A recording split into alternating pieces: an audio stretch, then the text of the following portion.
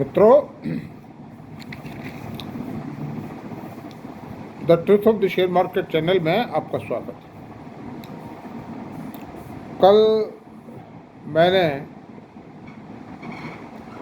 जो भारत में नए सेक्टर्स इमर्ज होंगे उनके बारे में चर्चा की थी। उससे पहले कुछ और भी चर्चा की थी। उसमें ये भी चर्चा की थी कि ट्रेडिंग मत कीजिए या इन्वेस्टमेंट कैसे किया जाए, शेयर को सिलेक्ट करने में क्या सावधानी रखी जाए, बाज़ार में क्या सावधानी, घाटों से कैसे बचा जाए। मेन चीज़ थी घाटों से कैसे बचा जाए। अब सवाल ये है कि आज जो चर्चा करेंगे, कल हम चर्चा करते थे e vehicle, alternate energy, defence sector और इलेक्ट्रॉनिक्स एंड सेमीकंडक्टर सेक्टर पे चर्चा प्रारंभ की थी। वो हमें ज़्यादा हो गया था इसलिए छोड़ दिया था। लेकिन खैर, उससे पहले थोड़ा बाज़ारों में चर्चा कर लेते हैं। बाज़ारों में सुबह कुछ इस प्रकार की खबरें आई कि इज़राइल ने ईरान पे ज़बरदस्त हमला कर दिया है और उसके एटॉमिक सेंटर्स पे हमला कर दिया, और वो है, ये है, वो इस तरह की बातें थी और दुनिया के बाज़ार टूट गए, दुनिया के बाज़ारों में खलबली मची।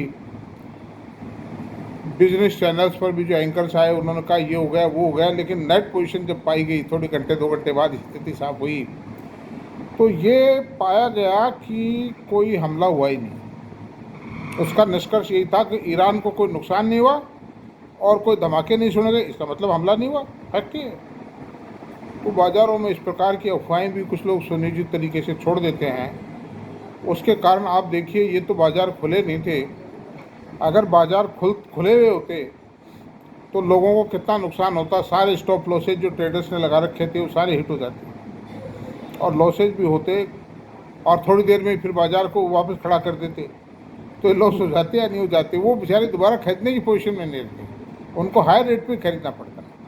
तो इन अफवाहों से सावधान रहें। इसीलिए ये कहते हैं कि भाई ट्रेडिंग मत करो, ये सब बड़े आदमियों का सब्जेक्ट है, F&O भी बड़े आदमियों का सब्जेक्ट है, इन सब झगड़ों में मत पड़ो। एक स्मॉल एंड मीडियम लेवल का आदमी, इवन जिस आदमी की 10-20 करोड़ की भी माली हालत है, उसको भी इन झगड़ों में नहीं पड़ना चाहिए और उसको एक शुद्ध सात्विक medium and long term investor रहना चाहिए और इस तरह के रिस्क फैक्टर से बच के रहना चाहिए। चलो, अब हम आते हैं semiconductor and electronics sector. Semiconductor और इलेक्ट्रॉनिक सेक्टर आज के ज़माने में एक बहुत ही महत्वपूर्ण सेक्टर है। ये इंडस्ट्री जो प्रोडक्ट बनाती हैं उनकी जो एप्लीकेशन है वो बहुत वास्ट है। ऑटोमोबाइल, हर every electronic apparatus, every automobile vehicle, every defence vehicle, every aerospace, इन सब में, कैपिटल गुड्स का भी चाहे कोई भी हो, उन सब में का जो गवर्निंग पार्ट है that is made of electronics and such type of machineries are covered by chips। इसलिए चिप्स है, फिर आपको प्रिंटेड सर्किट बोर्ड है और इस तरह की कई चीज़ें हैं। I am not an engineer, इसलिए मैं ज़्यादा तो बता नहीं सकता, लेकिन जो मेन चीज़ें हैं जो शेयर बाज़ार के अंदर कुछ अपना महत्व रखती हैं, दिखावा रखती हैं, उनके बारे में। अब इलेक्ट्रॉनिक्स इंडस्ट्री में अगर हम बात करें तो भारत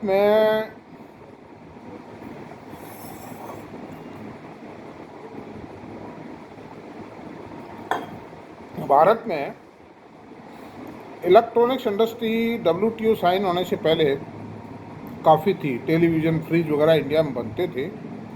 फ्रिज वगैरह तो बाद तक भी बनते थे अभी, और टीवी वगैरह का तो बनना ही बंद हो गया था। मोबाइल का बनना शुरू ही नहीं हुआ इस देश में।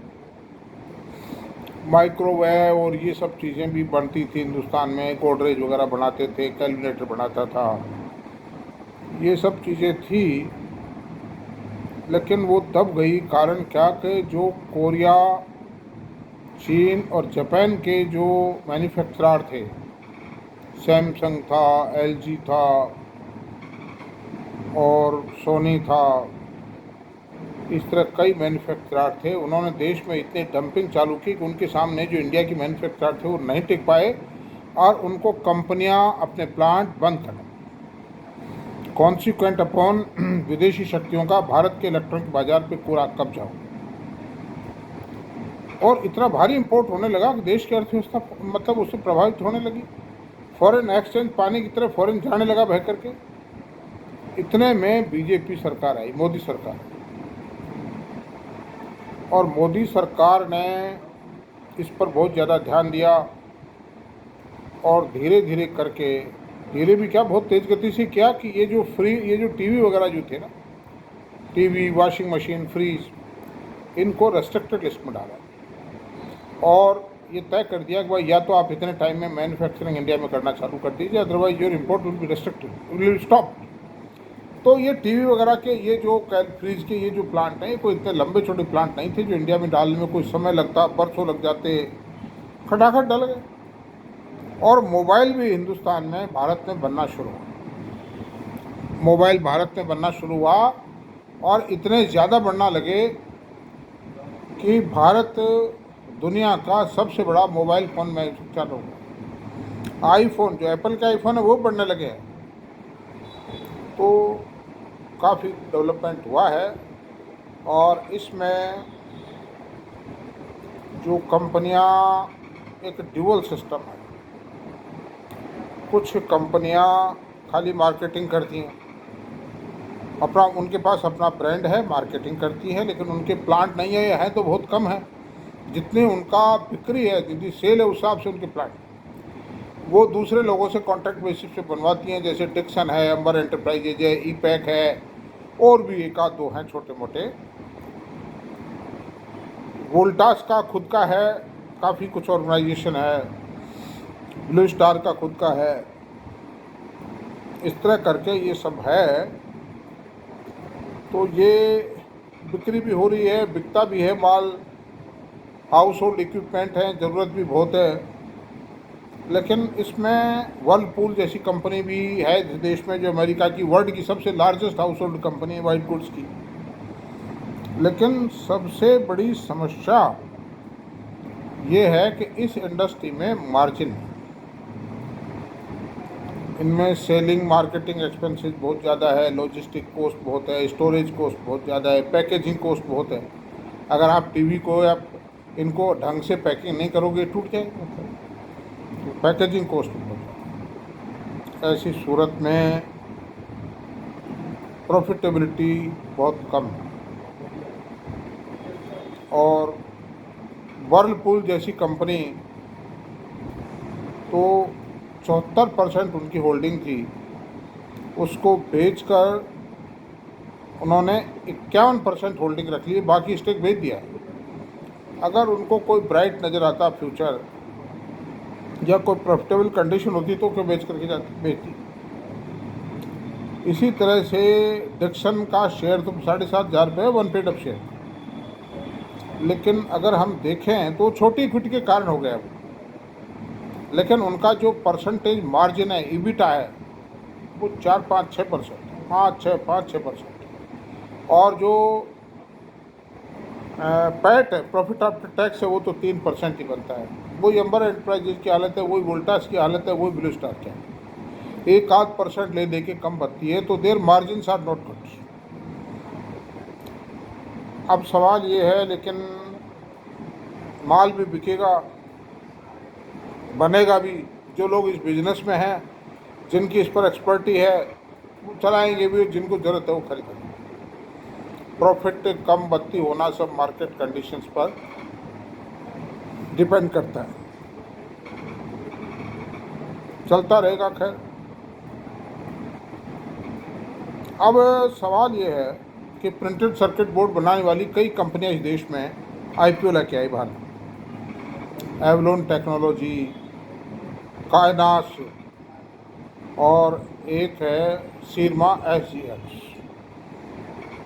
ये 3 कंपनियों ने आईपीओ लाए पिछले साल, और इन 3 कंपनियों में एवलॉन का जो आईपीओ आया था वो डिस्काउंट पे कोट हुआ था, कायनास का ज़रूर प्रीमियम पे हुआ था, और SGX सीरमा का भी डिस्काउंट पे कोट हुआ था। जो अब एक अच्छी खासी प्रीमियम कमांड कर रहे हैं, और ये प्रिंटेड सर्किट बोर्ड बनाने वाली कंपनी, इनमें ग्रोथ तो काफ़ी है। वही बात आ गई, ग्रोथ खूब है, लेकिन प्रॉफिट का जो मार्जिन और परसेंटेज है वो बहुत कम, ईबिटा बहुत कम है।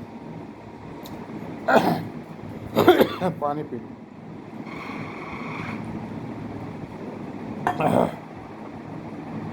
ले दे के वही प्रॉफिट आफ्टर टैक्स 4-5% रह जाता है।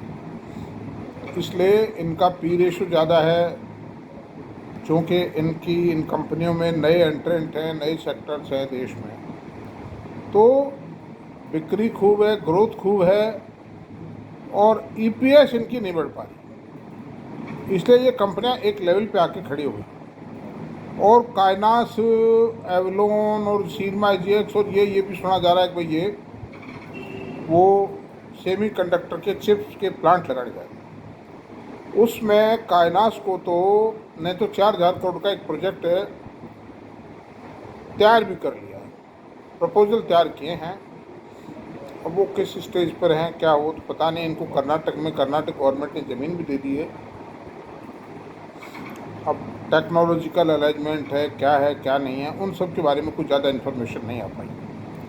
सीरमा आईजीएक्स और वेलनोन का अभी बहुत अर्ली स्टेज पर होगा, कहीं कोई ज़्यादा स्पष्ट पिक्चर सामने नहीं है। तो ये सब चलता रहेगा, लेकिन ठीक है, फिर भी कोई बुराई वाली बात है। It is a demand based industry, growing industry, ठीक है।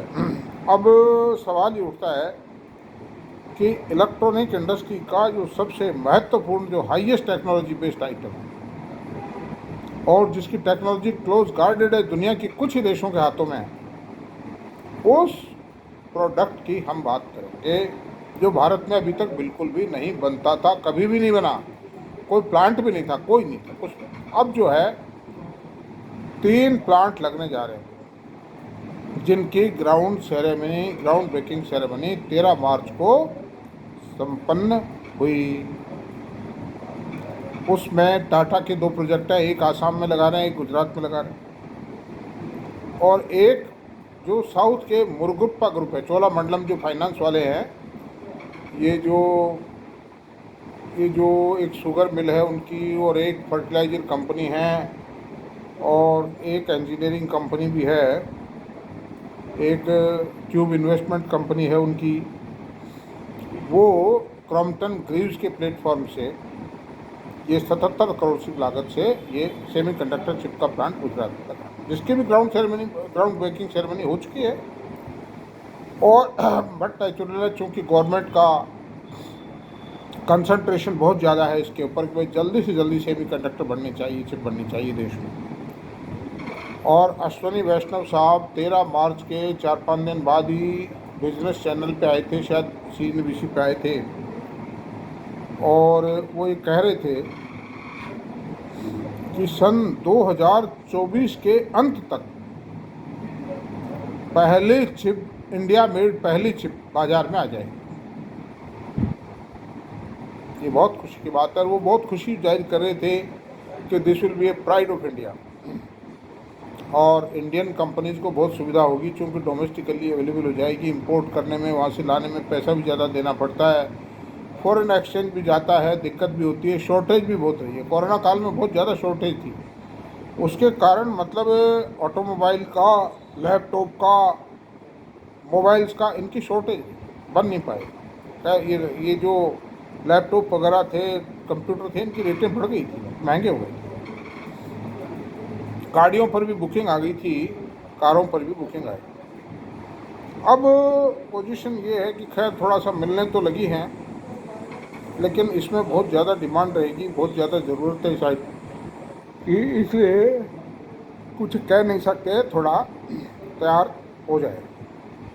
अब सवाल ये है कि भारत का जो निवेशक है, इन कंपनियों में विनियोग कैसे करे, कौन सी कंपनियां हैं, कैसे लाभान्वित हो। How the Indian investor has to be benefited from this product, from the manufacturing of this product. तो देखिए, टाटा की जो कंपनी है वो टाटा इलेक्ट्रॉनिक्स प्राइवेट लिमिटेड के प्लेटफॉर्म से लगा, और वो कोई लिस्टेड कंपनी नहीं। और जो मुरुगप्पा ग्रुप है वो CG पावर एंड इंफ्रा जो कंपनी है उसके प्लेटफॉर्म से लगा है। तो CG पावर लिस्टेड कंपनी है और इसका रेट है 500 का 2 पेड अप शेयर है। और ये एग्जिस्टिंग बिजनेस कंपनी है, ये बिजली की मोटर है, ट्रांसफार्मर्स है, ये बनाती है। पहले थापर्स के पास थी ये कंपनी, फिर मुरुगप्पा ने खरीदी। ये मेरी कोई रिकमेंडेशन नहीं है खरीदने के लिए, लेकिन मेरी आपको कुल मिलाकर यही है कि शेयर पे नज़र रखें और बाज़ार के पंडित क्या कहते हैं, क्या घोड़े दौड़ते हैं, इस पर गिरता है या बढ़ता है, नज़र रखें और देख लेना अपने हिसाब से। स्टडी करो, लोगों से चर्चा करो, सबसे पूछिए, मतदान लीजिए सबका, इसके ओपिनियन लीजिए सबकी, उसके बाद कोई निर्णय करें। बाकी मैं कोई रिकमेंड नहीं करता हूँ, मुझे ये भी पता नहीं क्या होगा क्या नहीं होगा। हाँ, मैंने ज़रूर खरीदे हैं इसे, मैंने जितनी मेरी कैपेसिटी थी, जितना मेरे पास लिक्विडेबल था उस हिसाब से खरीद, बाकी रिकमेंडेशन मेरी कुछ। तो ये इलेक्ट्रॉनिक्स में सबसे जो चिप का काम है ये बहुत ही महत्वपूर्ण है और ये बात है। अब जो अगला मैं बताने जा रहा हूँ नया सेक्टर, वो है ग्रीन हाइड्रो। ग्रीन हाइड्रो एक ऑटोमोबाइल फ्यूल है। It will be A substitute of petrol. Petrol का सब्स्टिट्यूट होगा ये, पेट्रोल डीजल का। और जो व्हीकल्स हैं उनकी मैन्युफैक्चरिंग जो यूनिट्स हैं, कंपनियां हैं, उनको अपने एग्जिस्टिंग मैन्युफैक्चरिंग सिस्टम में कोई बहुत बड़े फेरबदल किए बिना ही, मामूली फेरबदल से ही वो ग्रीन हाइड्रो से चलने वाले व्हीकल बना सके। और अभी तक कोई बड़ा प्लांट देश में नहीं लगा है ग्रीन हाइड्रो का। गल्फ कंट्रीज़ में भी लग रहे हैं, दुनिया के कई देशों में लग रहे हैं, भारत में भी ये लगाने की तैयारी पूरी है। और लार्सन एंड ट्यूब्रो ने गुजरात में एक 45 लीटर पर डे का प्रोजेक्ट डाल भी दिया है ग्रीन हाइड्रो। और मैंने ये भी सुना है कि नितिन गडकरी साहब जो कार चलाते हैं, जो कार है उनके पास में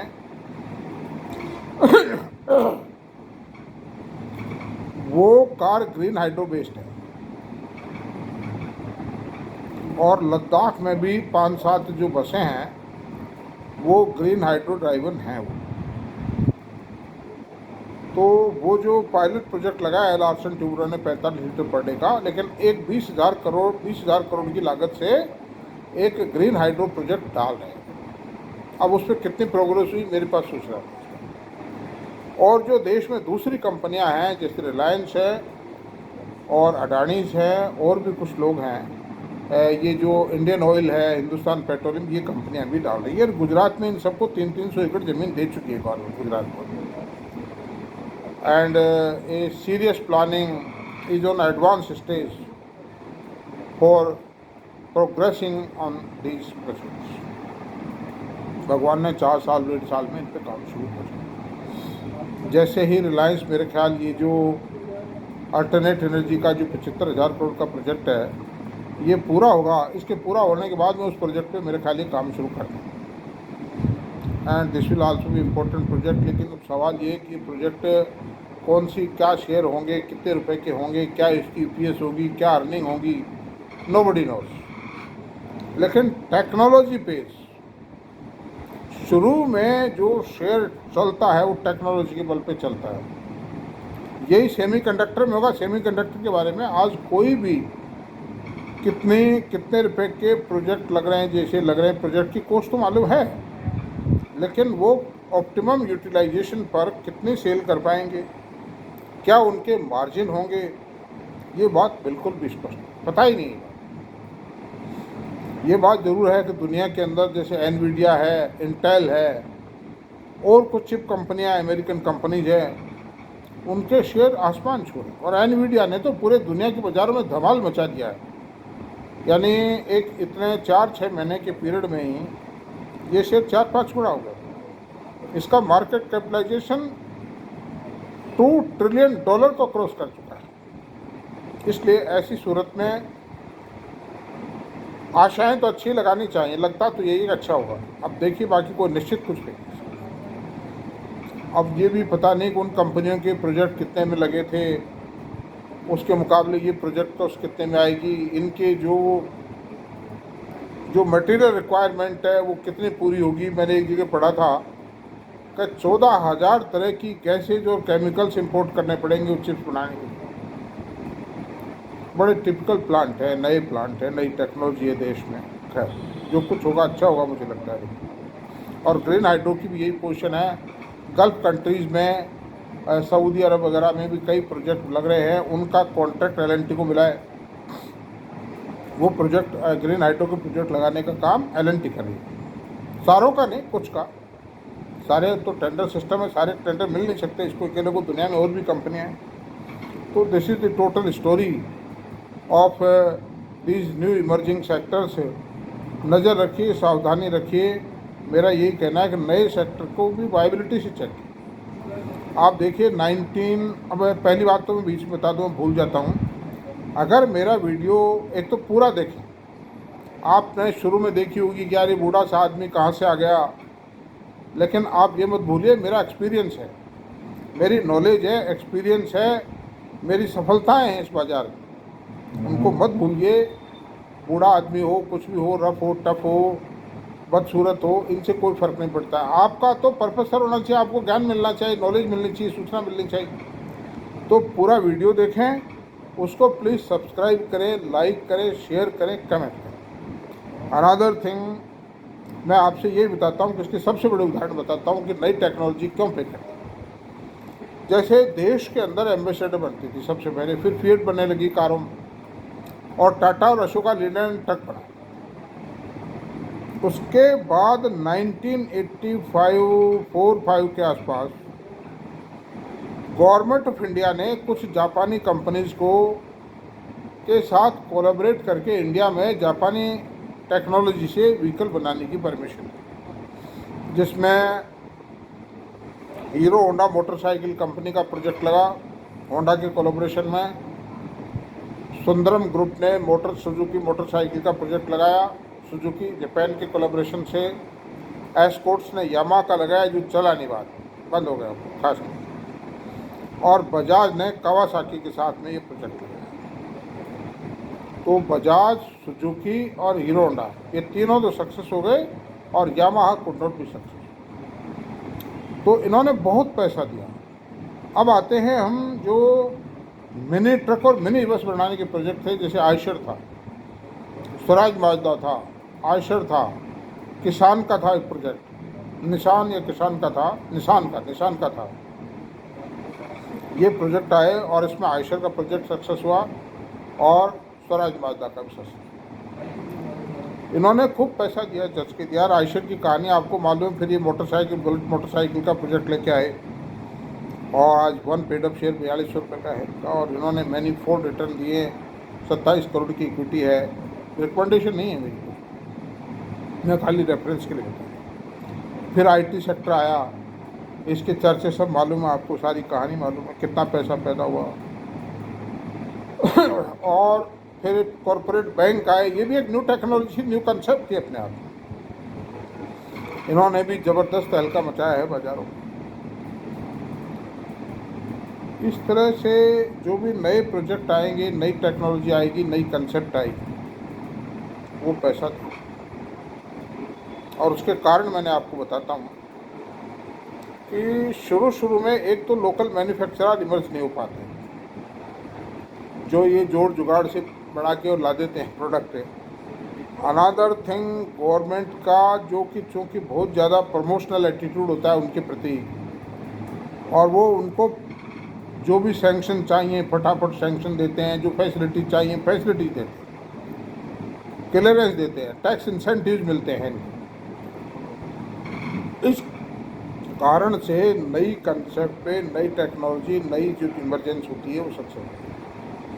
और जमने के बाद चूँकि उसमें पैसा कमा लेते हैं, काम करते रहते हैं, पैसा देते रहते हैं कमा के शेयर होल्डर्स को।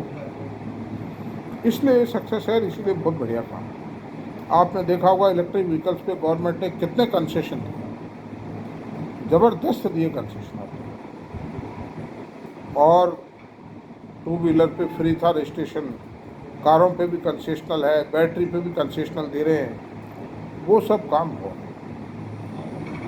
तो इसलिए ये ध्यान रखने की बात है। और भी कई छोटे छोटे नई चीज़ें आती रहती हैं। तो ठीक है, मेरा आपको ये शुभकामनाएं हैं कि आप लोग बड़ा ध्यान रखें, सावधानी बरतें, बाज़ार की अफवाहों में न आवें। और एक बात और मैं बताना कल भूल गया था कि